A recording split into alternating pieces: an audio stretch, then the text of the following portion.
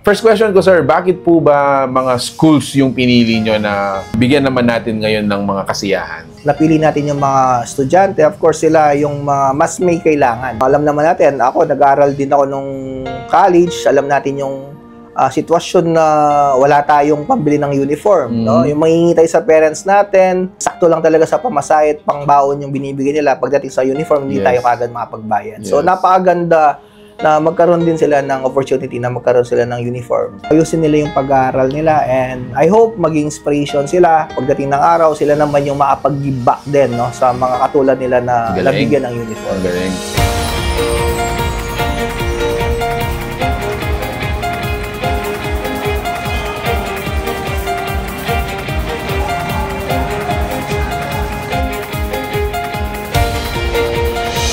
Ano ba po kabalen? Welcome to Aaron Pampanga. Guys, para sa video na to, nandito po tayo ngayon sa City College of Angeles. It's actually a different video for today, and kasama natin si Sir Liam ng Wheel Arts. Sir, thank you so much po.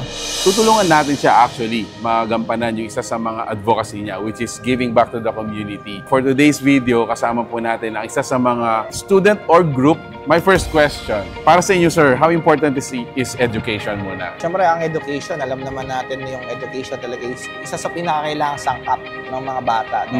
Though ako, hindi man ako nakapagtapos ng college pero I know sa sarili ko, kailangan pa rin talaga natin yung pagtatapos ng pag-aaral. Kaya napaka-importante sa mga bata talaga na makapag-aaral sila at ang sakto, ang City College, nag-offer naman siya ng free education. Kaya saktong-sakto din. Kagandahan po nun, no? Marami po sa mga business people din na alam ko, foundation lang yung ano nila they have, but going into entrepreneurship, yun yung lakas ng loob. Pero nabuo yun dun sa formative years, no, sir?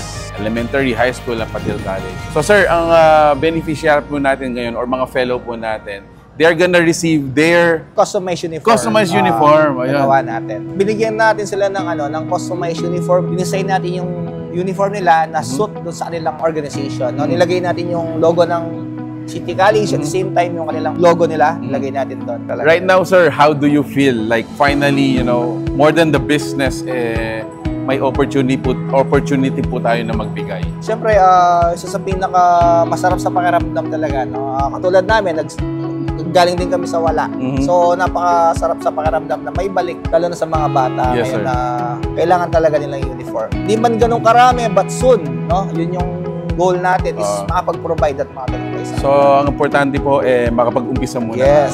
So, sa mga students po natin, sir, ano po yung ma-advise nyo sa kanila? Katulad ng sabi ko, pag tayo na yung may pagkakataon na magbigay, gawin din natin para sa iba. Nang sa ganun, may ipasa natin kung ano man yung natanggap natin. Yes, sir. At mas masarap talaga yung nagbibigay kesa sa tumatanggap. Tama po, no, sir. What if sila po ay may business na at nagbibigay na? So, for sure, maaalala po kayo, sir. Part naman namin, instrument lang naman kami ng Lord eh. Hindi naman kasi kami talaga yung nag-provide. The Lord will provide para sa kanila. Alright, thank you so much, sir. Thank you so much. Para po sa amin, napaka-importante po na ng organization ng t-shirt po namin. Para mas ma-recognize po kami ng mga estudyante, lalo na po sa mga department po namin. Minsan po kasi may meeting po kami, wala po kami organization t-shirt, para mas ma-recognize po nila kami na sa suot na ng t-shirt po na to. Ano sir, comfortable and ano po, professional looking po. Kumbaga po kapag lumabas po kami, alam po nila agad na galing po kami sa CCA po, galing po kami sa isang organization that promotes the values that we have been taught in CCA po. Culinary Craft and Artistry, apin po nga peka lagyunan ng kaming organization. We are into cooking.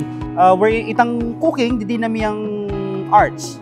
Kasagli mo kasagli mo magluto ka, pero nung dinan mo yung puso, apo kitang arts, yung medyo challenging na Kanya makanyang kami may come up kitang Culinary Crafts and Artistry. Yung focus me, mo kitang pamagluto, dapat dinan tayo ng mga artistry.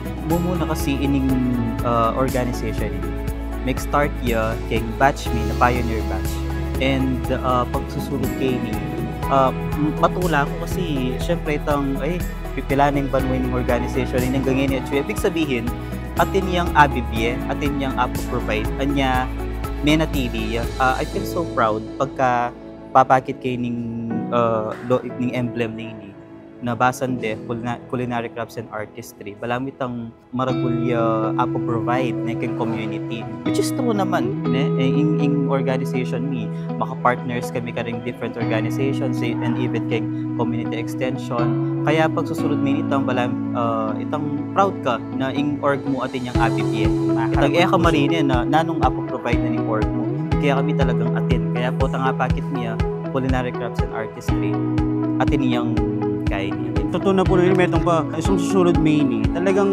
agyo mo magmatas battle, pero rin nagkiyakang bitis, patuloy na pa rin makalagay kang gabon. Talaga ng mga, mo ba sabi, ito to na po nini, kalupa rin sabi ng Sir Calvin Nandi, mo kabut organization. So ating kaming, every year, ating kaming community outreach program, na sopan kang community, na mag-benefit lang totoo. At ali mo into documentation at totoo nga babiyemi at mayabot ka rin kaya kaming community.